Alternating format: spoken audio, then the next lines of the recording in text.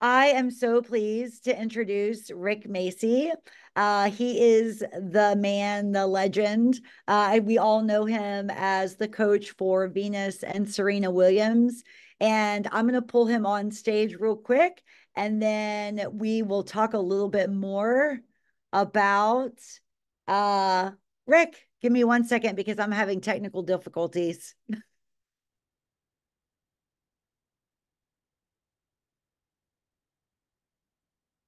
I'm learning, guys. I'm learning.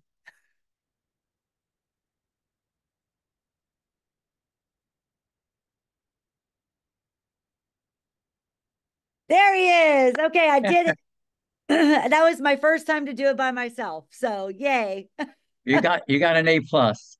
I got an A plus. Okay, so glad to have you here, Rick. I want to talk on so many things, and the topic that we're covering today is peak performance, mental mindset, which is a lot of what we've talked about all week, and a big focus for us as an organization and as a company. And we have a raised hand. Why, George Joseph? He's raising his hand. I think he's just saying hi. Okay, good. Yay. Hi, Oh, George. George. um, so I want to talk about the movie King Richard at some point today. The book Billion Dollar Mind. Super excited about that. And then I know you've got things that you've already prepared. So the stage is all yours, Rick. All right, first off, I'm glad to be here. It's going to be a lot of fun. I appreciate you guys asking me. I love helping others more than myself. And I think that's the cornerstone of any leader or any coach. You know, yeah, you got to care more about your employees than yourself or your student. And the way we look at things, Joanne, this is such a big key. And I tell everybody what you may see is different than Rick may see. Okay. And I'm more a life coach than a tennis coach, even though I've done this since age 22 and everybody knows about Venus, Serena, and Capriati and Roddick and Sharapova and Mosquina and Kennan and the hundreds of national champions I've been fortunate to help mold their game. It's more of a life coach and dealing with the mental part of the game, you know, and how to, to remember to forget. And that's one of the biggest things that I try to help people with because as you know in tennis, because your kids play, you got 20 seconds to flip it in your mind that it happened 20 years ago.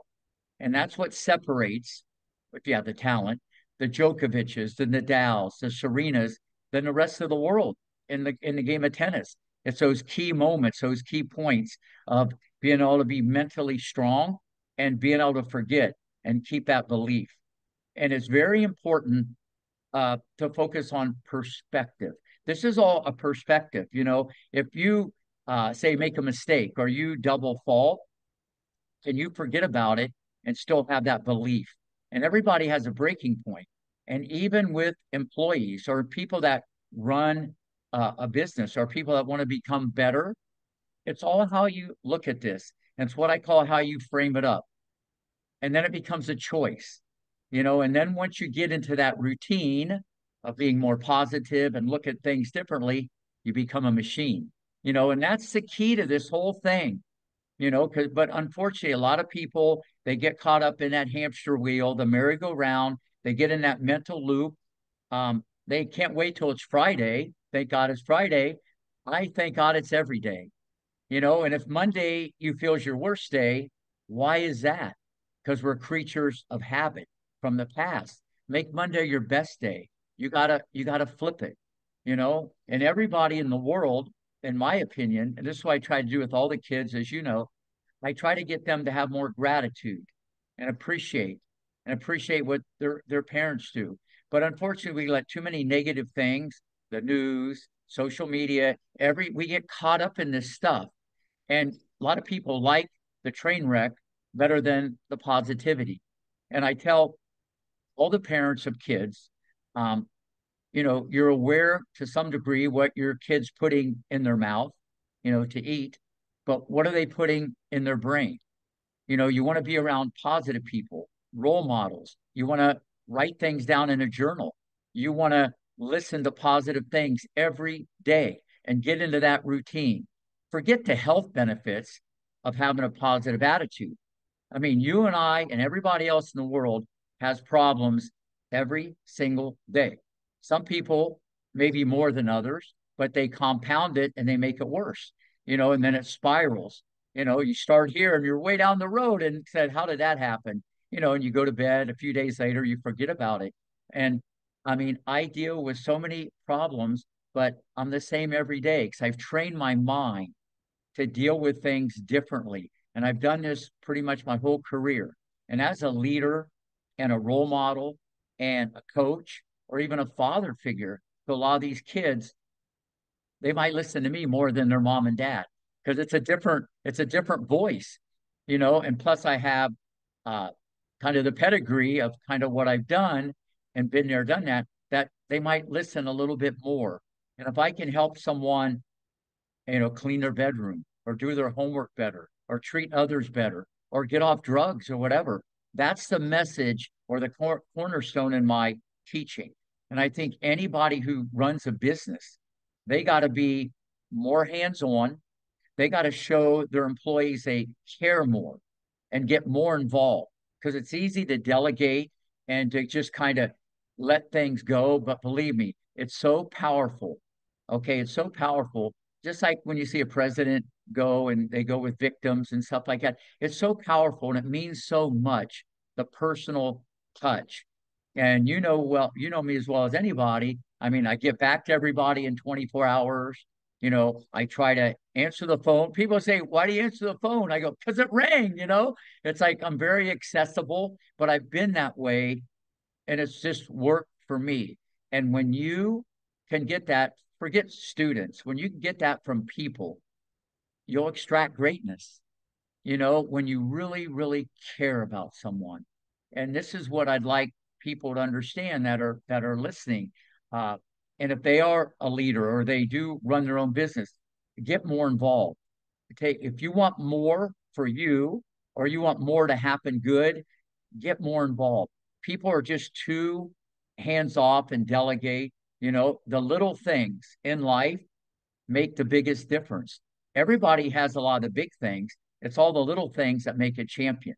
And champions, whether it be business or in what I do, tennis, they're the most positive creatures that ever walked the face of the earth.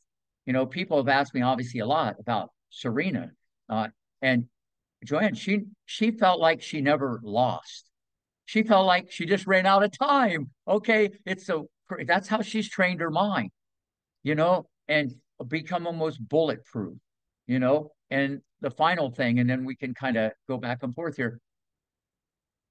When we're talking about Venus and Serena, when I went to the after party, King Richard at the red carpet, uh, both her and VW said the most powerful thing. They said, Rick, you and Daddy brainwashed us to become number one. The positivity in the environment, you can do it. You'll be there. You'll beat Steffi Graf. You'll beat Navratilova. Talking like that, because you know me, as a 12-year-old. Now, you got to have a thoroughbred if you want to win the Derby. It ain't going to happen with a donkey, even though I can make a donkey the best donkey. All right. But when they said that, the belief, if you have the other attributes to go, that's how you extract greatness, and that to me was so powerful, but I wasn't trying to do it.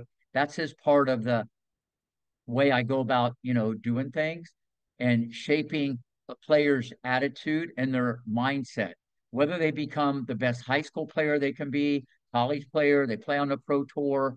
And what I love more than anything, a lot of these people that I've had over time, like I taught Christian Ruud, Norway's finest. Now his son, Casper, is Norway's finest.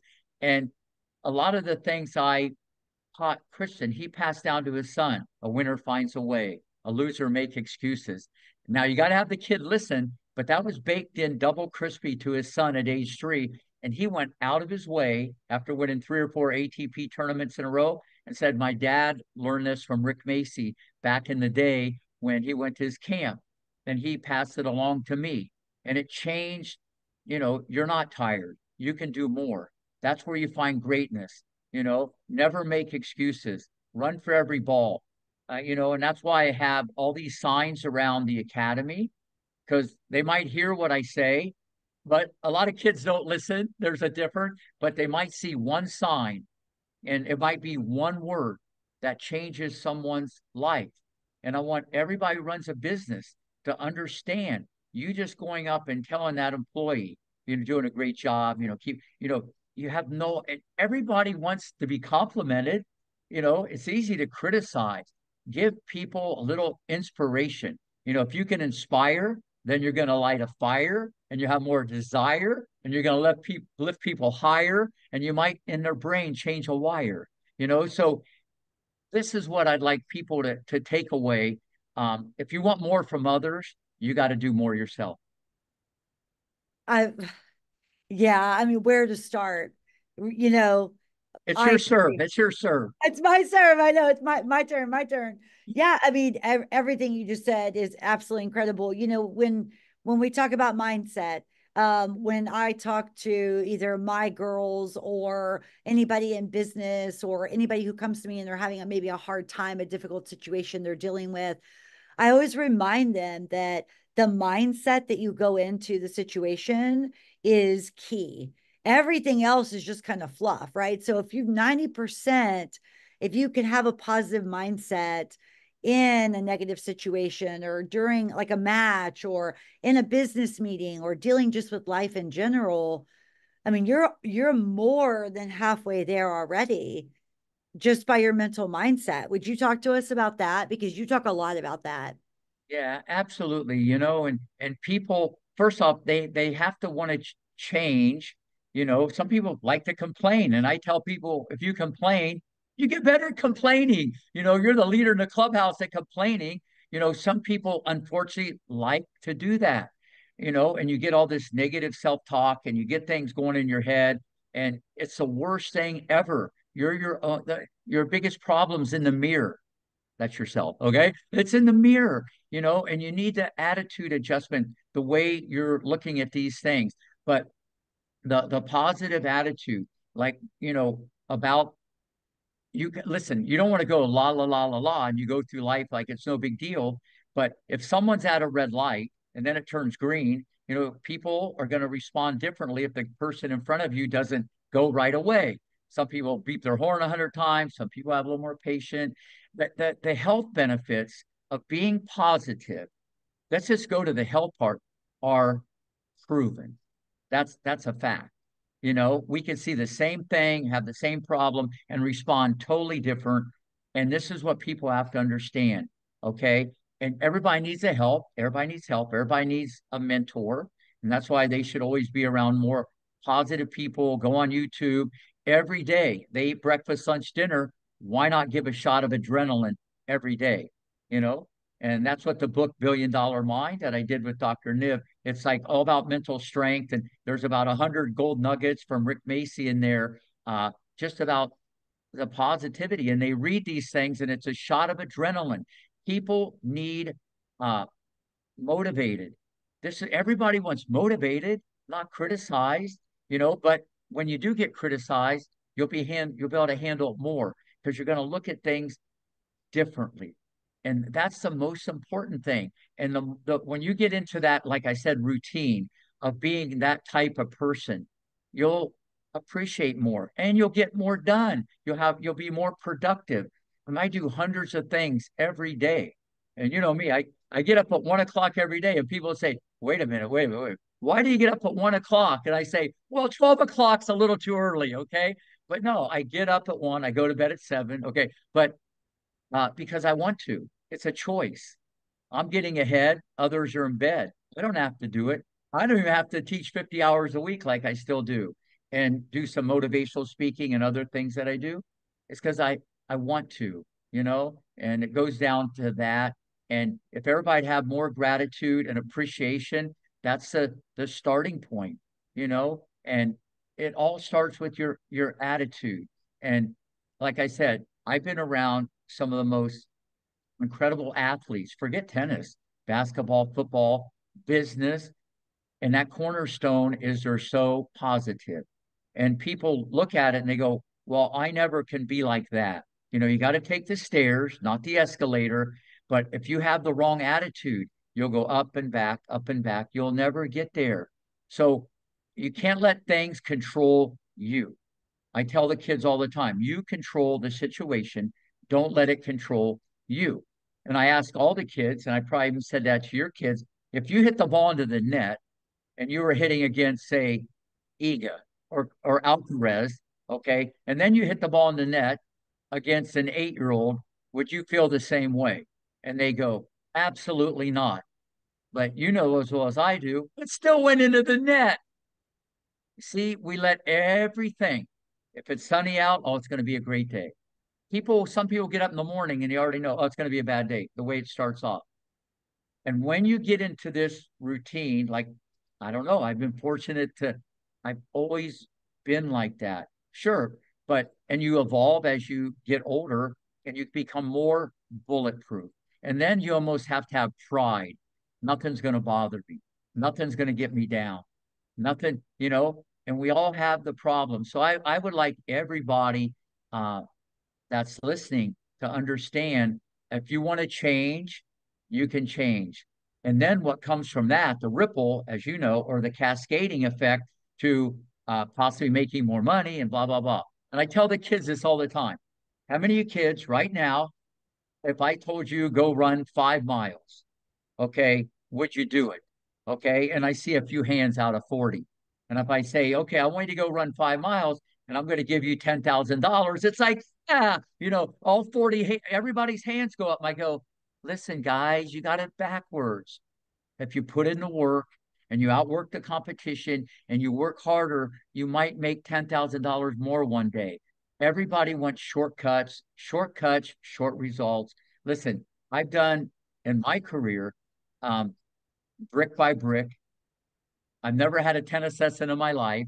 I picked up a racket at age 12. My father passed away when I was 10. At 18, I was the number one player in Ohio Valley with no lessons. And I teach more than anybody in the United States still to this day.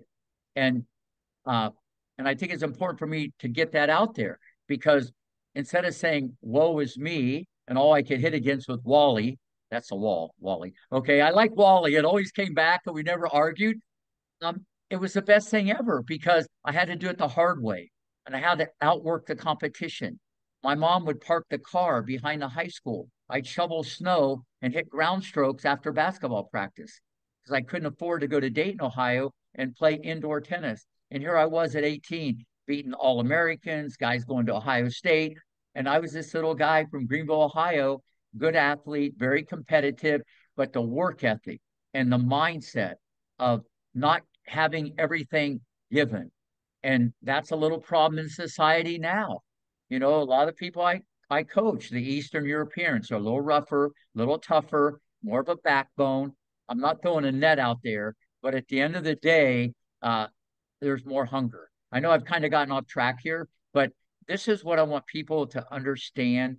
Um, the mental strength of this is what separates great from good. Life in tennis is a game of inches from one ear to another. Yeah, and I love it. And here's a question for you, Rick. Would you say that positivity is practiced? Absolutely, 100%. You can kind of be in that environment, whether it be, from home or friends, or your environment can kind of trigger that. But if you're highly motivated, okay, you have a tendency to be a little more positive, but you got to work at it. You got to work at it because you're going to have failure, and you have to look at problems and failure as an opportunity to get better. But instead of woe is me, why does this always happen to me? You got to take a negative and turn it into positive. It's the exact opposite. You know what I mean? It almost is what it isn't. But people don't look at things like that, Joanne. They look at it like black and white, and it's not like that. That's not the way the world is. Okay, but yeah, the positivity could be trained, and I do this all the time with the kids. You didn't miss that shot. Listen, 3 more inches. 10 more pounds, your balance set, and you're hitting a winner up the line. You missed it because you're a little munchkin right now. Don't worry about it. I love your courage. I love you. I believe in you. Keep doing it. I love courage. So there's a different way to communicate it as I do as a coach. And I think people who run a business and they're leaders, how you communicate with everybody should be different. There can be common threads, but everybody is an individual and they all have different problems at home and in their life. And the more you understand them as people, you'll get more productivity out of them. Can we go back to for a minute because I actually wrote this down. I wanted to talk about it and you just touched on it. The way that you motivate individual players. So we talked about earlier that you can criticize, but there also needs to be positivity involved. Can you share how how you should structure that appropriately coming from that coaching mindset? Because I think there's a disconnect between Absolutely. coaching and business. Yeah, no, absolutely. And how to say it, why to say it, when to say it, who to say it to. There's an art to this. You just don't read a book and become bang, bang, there's an art to this. And I got to take the temperature every minute, every second, every hour with every player. But there's an art to this. If you're going to go for the jugular, right around the corner, you should be ready to hug, especially with children, because you got to get them to believe. Even most parents don't know what's inside their child. They think they do, but they don't know. Okay. And so, yeah, how to communicate with them and how to say it. If someone hits a ball in the net, someone might say, well, that was just very stupid. You got to aim higher. I've told you 10 times. I said, listen, you did a great job. You set the table, aim a little higher, you'll get it. We did the same exact thing, except I did it differently. And some people are just, even a lot of coaches, I'm not saying that won't work, but believe me, uh, I've done this for a long time. Okay. I don't have Macy magic, but I'm just saying I I've just got more out of people. If they were lazy, they became the hardest worker. Okay. Everybody says and then they want to do it for you besides for themselves, because you're always inspiring in a motivating way. Listen, I'm critical of everybody, but in a very different way. You know what I'm saying?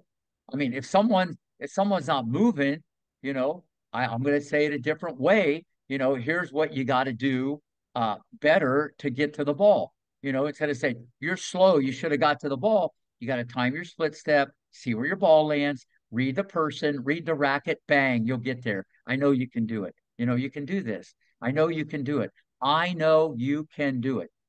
I know you can do it. And listen, as a boss or a mentor or a role model or a coach, when someone does something wrong, you do want to make a big deal about it, but then how you say it is one thing. But when they do something good, Joanne, you want to celebrate it. And when you have that balance, okay, there's a higher probability the kids will earn more allowance. Okay. So you got to have the balance. When they do something good, you want to make a big deal about it. That's great. And let's face it, as well as I do, when people get confidence, when they get the big C, okay, they can do anything. Confidence breeds confidence. And we know, okay, forget tennis, what I do. It's a fleeting thing.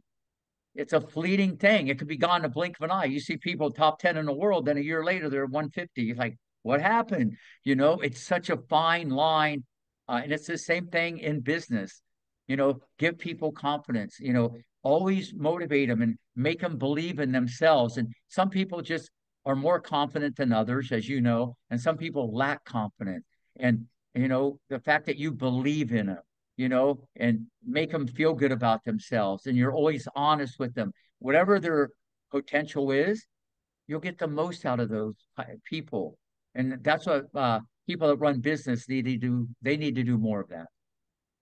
I remember the first time that you and I actually sat and spoke. And I don't know if you remember this conversation. Well, we didn't sit, we were standing on the court, court one, of course. You know, Um, I never sit down. You know, I've never sat down on a court in 30 years. yes, I know. Well, when How we did our crazy is that? Oh, wait, that's another thing. I lead by example. You know what I mean? And that's a whole nother subliminal thing. Forget it, how I say it. I try to lead by example, and the kids are going, whoa, maybe I'm not trying to make them feel guilty, but if they feel guilty and I get them to go a little quicker or do a little more, we all win. Yeah, I and leading by example is a really big part of it. And when we talked that very first time and we had a conversation, it wasn't about tennis or anything.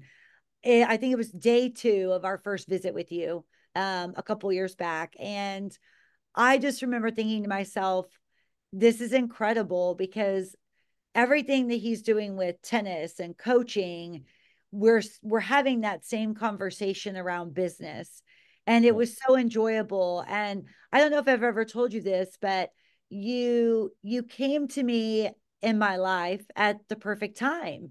And that conversation that we had shed light on so many other things. And going back to that coaching and positivity, that's why I call your place, the Rick Macci Tennis Academy, the Disney World of Tennis, because it's the happiest place on earth. It's so positive and there's so much happening there.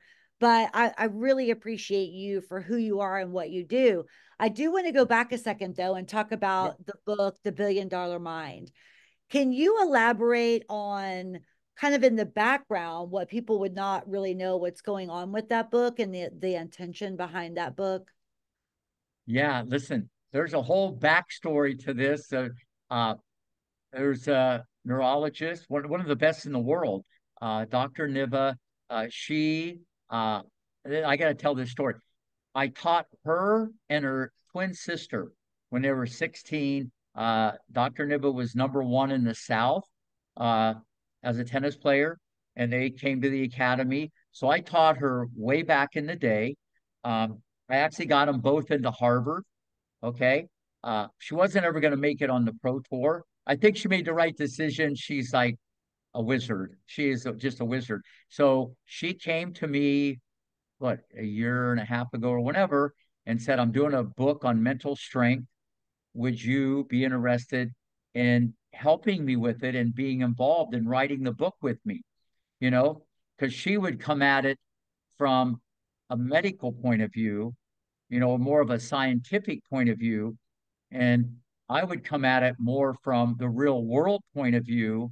Okay. But the threads are so connected because it's about mental strength, you know, and it's all about mental strength. So we teamed up and collaborated.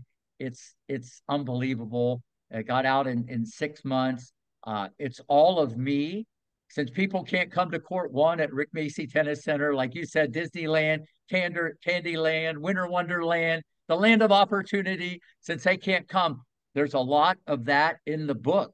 The positivity, the one-liners, the Macyisms are in there, but then there's a scientific medical point of view, and it almost validated just how I've been wired my whole life, but I've done it from a very different perspective. So to do this with Dr. Niv and then the response, and we've probably done 50 podcasts, about the book, and then we can send it out to a lot of different people. And when people say, I mean, we're talking hundreds, this changed my life.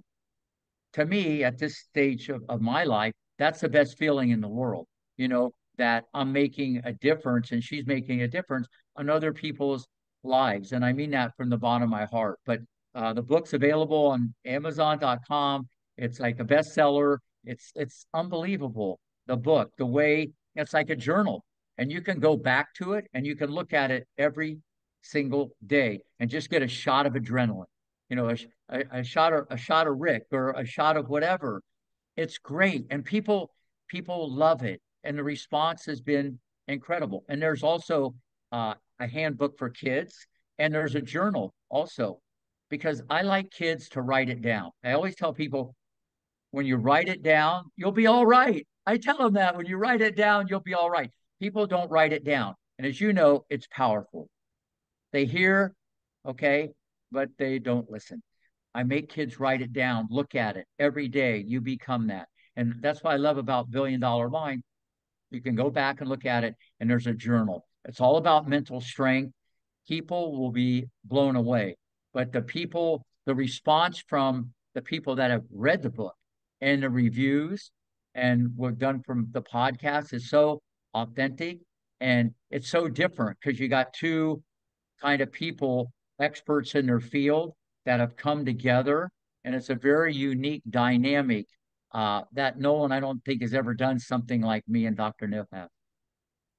I know it's incredible. I love the fact that you took it and did a kids version too, because I think we missed the boat on kids and teens. I mean, I think the kid book is good for even teens and early 20s, just to Yes. start wrapping their brain around the concepts that are in there.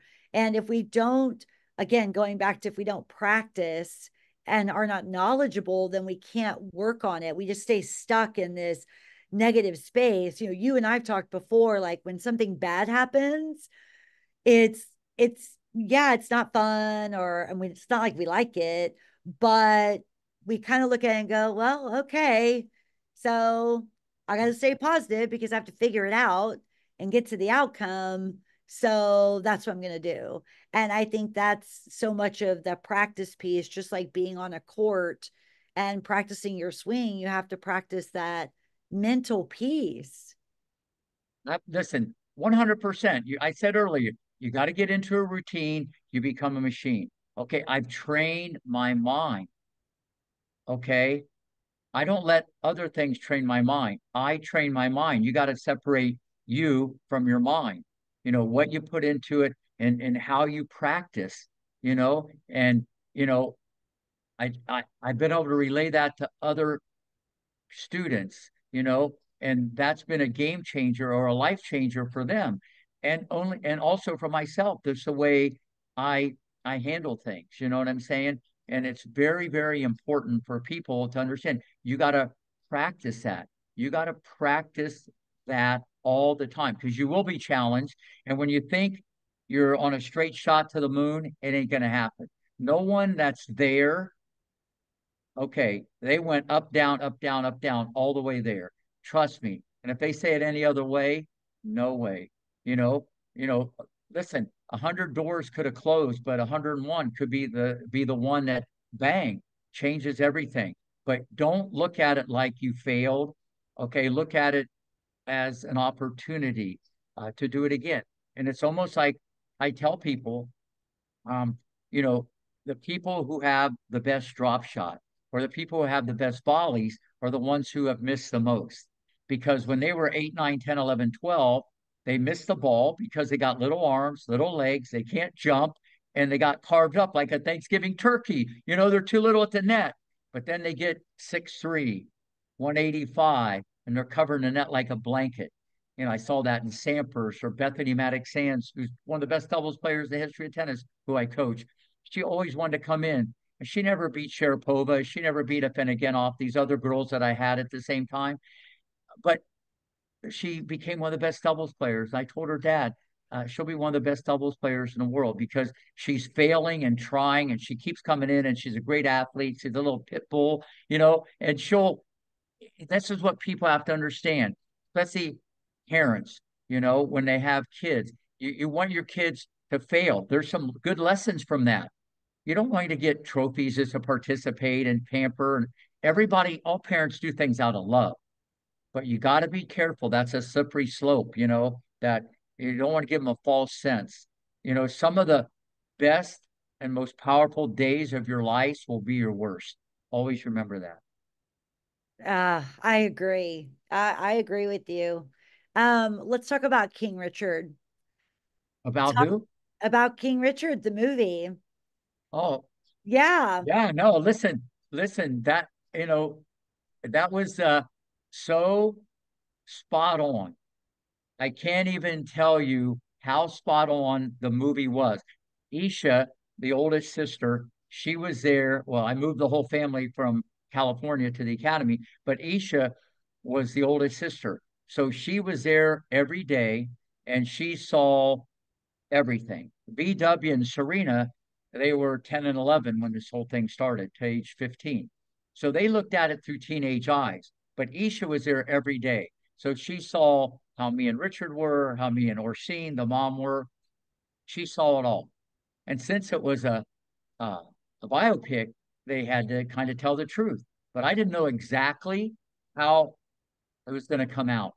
And I was so pleased because the walk, the talk, the nuances, it was beyond epic. I can't even tell you. Will Smith, and I told him this at the after party, he was better than Richard. He was better than Richard. He became Richard. He was better than Richard. It was unbelievable. And I told Bernthal, listen, you did it. I guess I asked my daughter, I go, am I really that fired up all the time? They go, Dad, yeah, you're kind of like that all the time.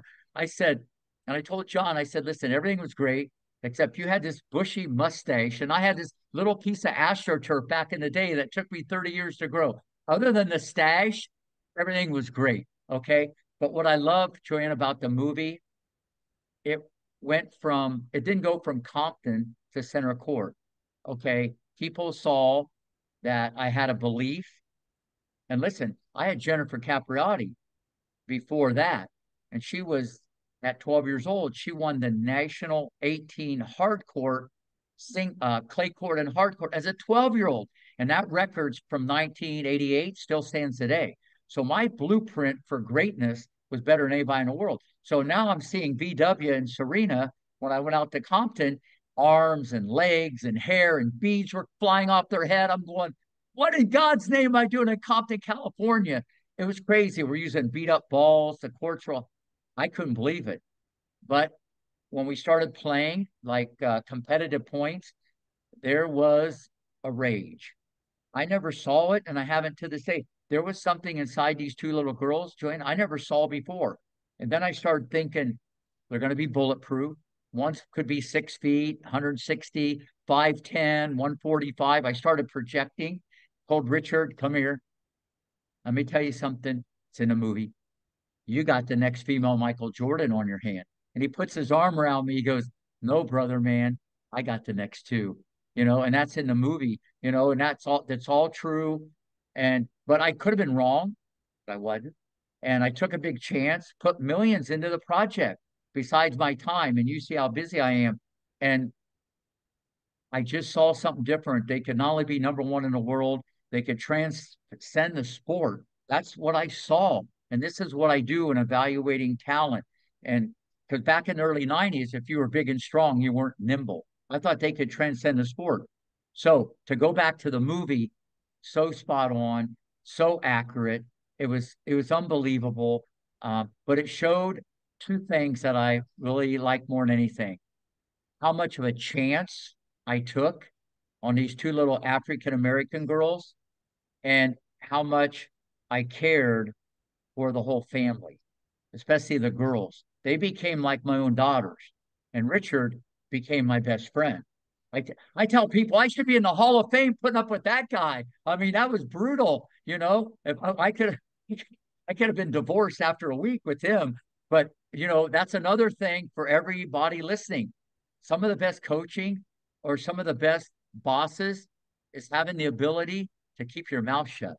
And that was some of the best thing I ever did because Richard was very opinionated. He would say things from outer space. Okay.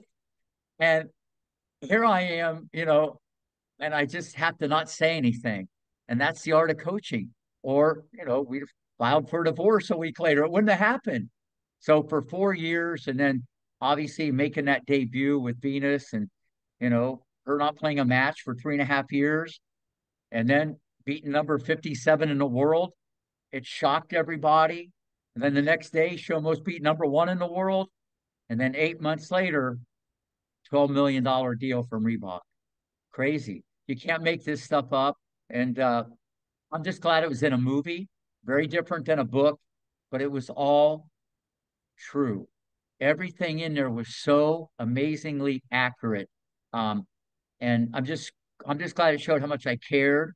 And the good thing about the whole thing, I got to kind of reunite with VW and Serena, and even Richard. He lives a half hour away in West Palm. He's been to the Academy a bunch of times. And I'm actually going to be doing a project next year with Venus and Serena. That's a whole nother discussion. Um, so the whole thing's kind of come full circle. But uh, yeah, it was the best time of my life. And I guarantee anybody listen to this, no one can ever say this. The best vacation I ever took in my life was Compton, California. That's the best vacation I ever took. So the movie was incredible. And I knew Will Smith was going to get an Oscar. I didn't know he was going to slap Chris Rock, but that whole thing was because he thought he was Richard. No, Richard was such a staunch defender of his family. And that clip you saw in the movie, Joanne, that happened in my office. And the next day it was going to air live in front of 10 million people. And I'm sitting there going, oh my God. And Richard, after everybody left the cameras, he goes, no, I hope they show it because uh, he shouldn't have quit. Richard was different. He didn't care. This guy had more confidence than whatever. Nothing was going to break him. And he didn't like that someone was challenging VW after 3 questions. But that clip in the movie happened in my office. It's exactly the way it was. But Will, he became Richard. And Will even told me that this was kind of during the pandemic. And so he'd go home in costume. Man, he'd go home with Richard's face and Richard's short shorts. And he'd talk to his kids like Richard. He became Richard. And my take on doing that insane thing at the Oscars, he was thinking of, he was Richard. Some of these actors become so entrenched. Why would you do that on the biggest night of your life when you finally win an Oscar? But the movie was incredible, and it was amazing. I loved it. Well, and I want to touch on that because I'm glad you brought that up because that's actually where I wanted to go. You just said that during the production and the filming of the movie, it was during COVID. So we see these people do all these great things. There's TikTok, there's Instagram, and it seems like or feels like it just happens. And like you said earlier, it didn't just happen, right? They went up, they came down, they went up, they came down. Like there's a lot of hard work that goes behind it. Can you talk a little bit about that? Because you and I have had this discussion. It's not just like this movie happened and it was amazing. There were trials. Oh yeah, they didn't even know if they were going to be able to do it, because they had to start and stop, and then they had all these restrictions in California, and then you got masks and you got mandates, and how can you do this movie? And back at that time, the whole movie industry kind of crashed and burned. A lot of theaters went out of business. No one wanted to go to the movies. There was no movies coming out, the whole thing shut down. Um, yeah, so there was so many, but they took a negative and turned it into positive. Here's how. They got to study more about John Bernthal got to study more how to become Rick Macci. Sanaya Sidney got to study more how to become Venus. Will got to study more how to become Richard. So they took a negative, okay, and turned it all into a positive. More rehearsal, more studying video, more reading the book. And that's why the movie became a masterpiece. I'm just telling you, it's a masterpiece. The attention to detail. And Sanaya Sidney, okay, who I'm very good friends with her and her agent, she never played tennis. She was actually left-handed. She learned how to play right-handed, and she had to imitate Venus's strokes. Now, think about it. You win a part to play Venus Williams. You don't play tennis. And Venus had some funky strokes. She kind of put her hands down on the backhand and she had a few glitches. And she imitated Venus's stroke by watching tens of thousands of hours of video. And for 6 months, you ready for this? People don't understand it. Someone coached her how to play and hit like Venus Williams just for that role, the attention to detail. And as we said earlier, the little things make the biggest difference. And that's one of the reasons why it's one of the best pictures of the year and Will got the Oscar. It's all the little things that people notice. And so anybody listening to this, always remember that. The big things are obvious. There's a lot of pro tennis players, but there's only a handful that win Grand Slams on a regular basis. It's the little things. It is the little things. It is the little things. And I think everybody listening right now can fully understand why I love you and why you're so dear to my heart because of your power of positivity and looking at things and looking at them from the right perspective. It's all about perspective. You can All sit perspective. yeah, I mean, you can, so in Houston, we were going to have a hurricane and we postponed our black tie event, our in person event, because we thought we were getting directly hit this week by a hurricane. And Wow. so did a lot of readjusting and all of that. But the good thing is, we actually realized the power of positivity, right? Perspective. We like the fact that we're moving it to the spring because we like the way that that's going to turn out better at the end of a conference week. So we were really happy about that, There you So go. I absolutely I love that about you. Okay, I have a question. Tell me one of your favorite moments from the last 6 months. One of my favorite moments in the last 6 months. Um, you mean work or just in general? Just anything at work. You're on the court, I think 24 hours a day. So is there a line, Rick? I don't really know, but Yeah, there is. No, listen, I'm so structured. Okay. I know this is gonna sound uh crazy, but this is from my heart. My best moment the last 6 months, are you ready for this? I was being here today with you guys. And that is that awesome. No, that's the way I feel. It's like whatever in front of me, I try to do it the best. Even when I taught your daughters, they're just as important as whoever, even number one girl in Europe. Okay, that's the best moment. It's not, somewhere I would go or something I'd eat or someone that I met. I'm not wired like that. That my best moment is I know people won't be able to relate to that, but I mean that from the bottom of my heart. It's like right now is the best moment. And to make sure this went smoothly, I had to lock my cat in the room. So he'll probably file for divorce when I get done with this because the door's always open and he's going to have a long talk with me. But I know how to handle him, but it's going to take a few hours of just kind of stroking him, but I'll figure it out. Oh, I would have loved to have seen him. He's family, a poor thing. He is. But Well, I'm with you, Rick. I mean, I appreciate your comment. And while you were answering that, I was sitting there thinking, how would I answer that question?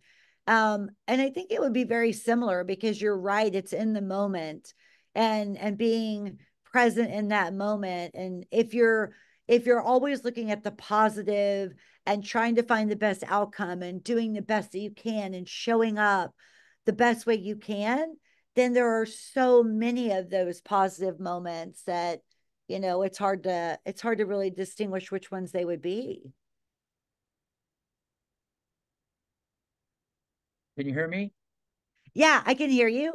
Okay, so what was the question? I didn't kind of get the end of that. Oh, I didn't ask a question. I was Oh, just saying that I agreed with you. yeah, uh no, listen, that's just how I am, I don't get too high, I get too low. I'm very consistent.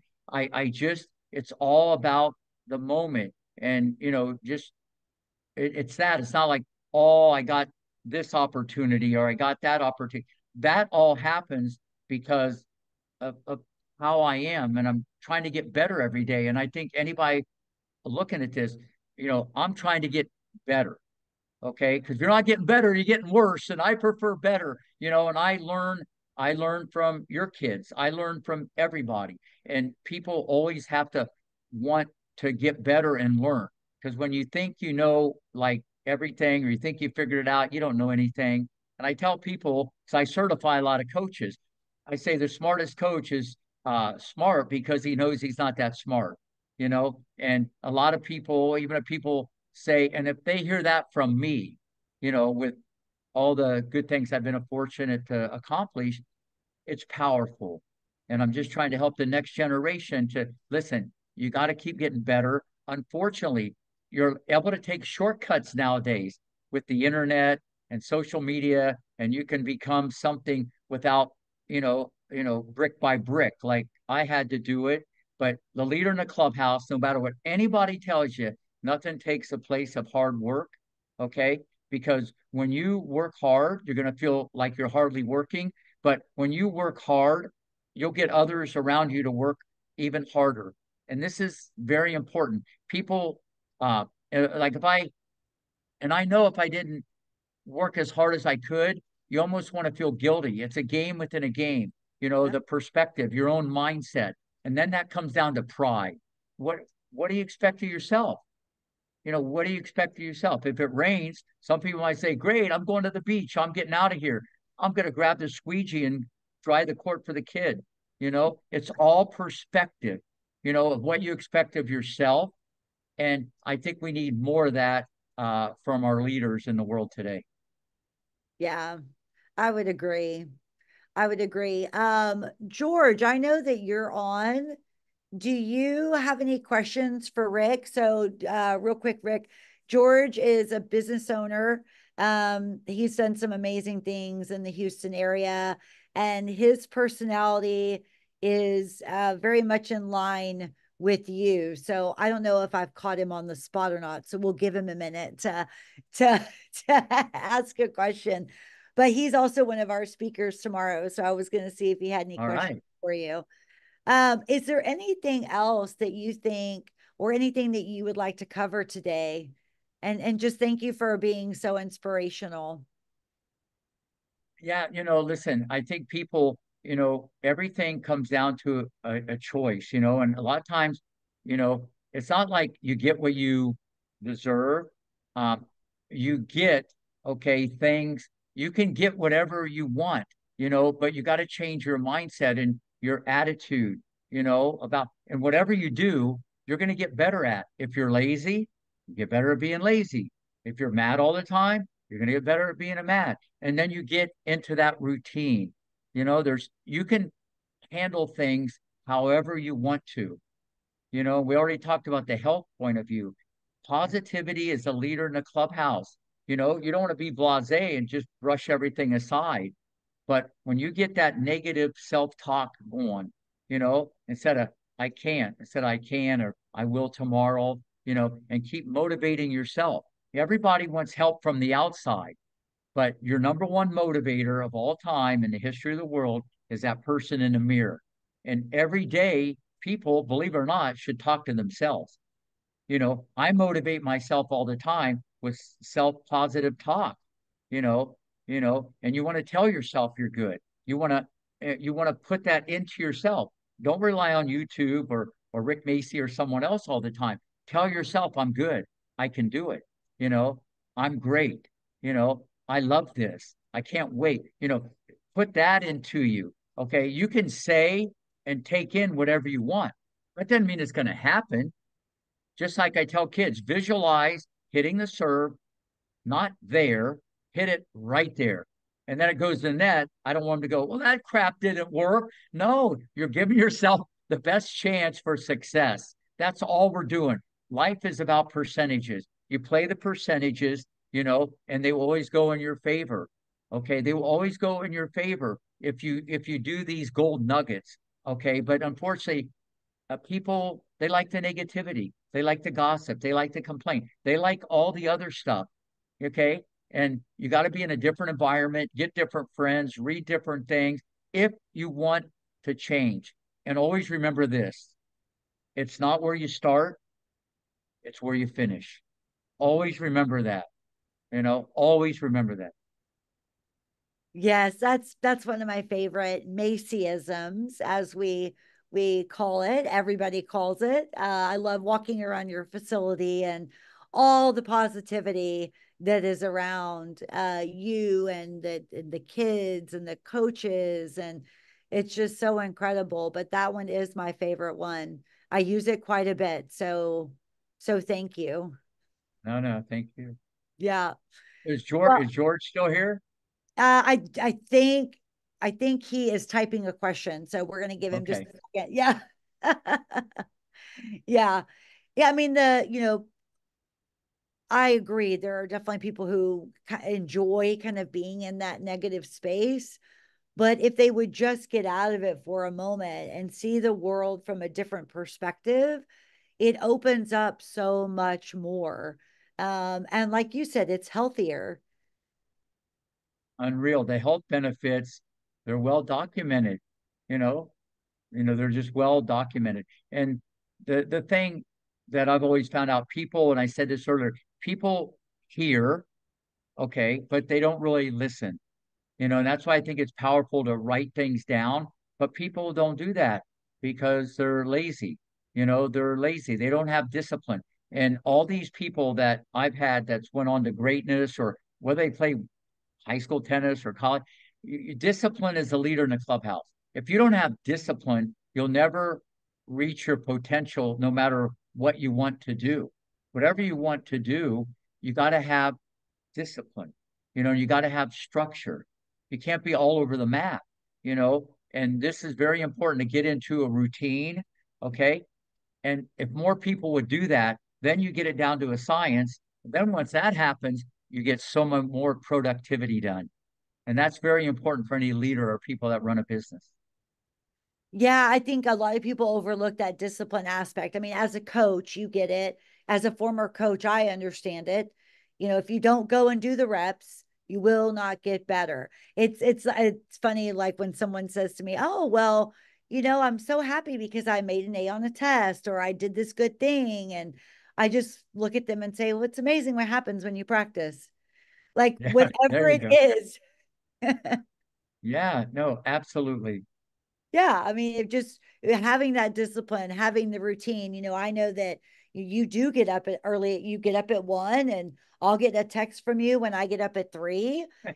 I'm going to bed at like 10 or 11, and you're going, and then you message me, I get it at 3, I message you back, and you know, I know. But having that routine is so great. And that's that discipline. People say, and I know you get this, Rick, like, why do you get up so early? And you mentioned it earlier, but it's because it's a routine. It's how the day gets started. Yeah, no, and I do it because I want to, and I'm used to doing it, and I get so much done, and me, I email everybody back within 24 hours. I have an office here at home, so I bang that out. I'm doing Zoom videos at 3 in the morning with the number one player from, say, Belarus or Germany. So I'm doing a Zoom video with people because there's a time change around the world. So before I even get on the court, maybe at 5 or 6 o'clock, because kids got to go to school and we start early. Like I had, someone this morning, 5 to 7. Uh, so no, it's like very important. Get up, get out of bed. Don't just lay there. Okay, get your day started. Get ahead. Okay, but it's a choice, and I get so much more done. That's what say I get so much more done, and you feel good about yourself, especially if you're a competitor, which we all are in our own little space. Uh, I just know one thing. The one thing that everybody can do, and everybody listening should remember this, the one thing you can always do, you can always outwork the competition. That doesn't mean you're going to be better. That doesn't mean things are going to happen. Outwork the competition. There's no playbook. Okay, I go to work at 8, I get up at 5, I need an hour for lunch, whatever. There's no playbook. Okay, the rules of the game are there are no rules. Those are the rules. Okay, but if you want to go bang bang and you're happy with that, no problem. But if you run your own business like I do, uh, you got to be willing to. I sweep the sidewalk every day. Why? Because I want to.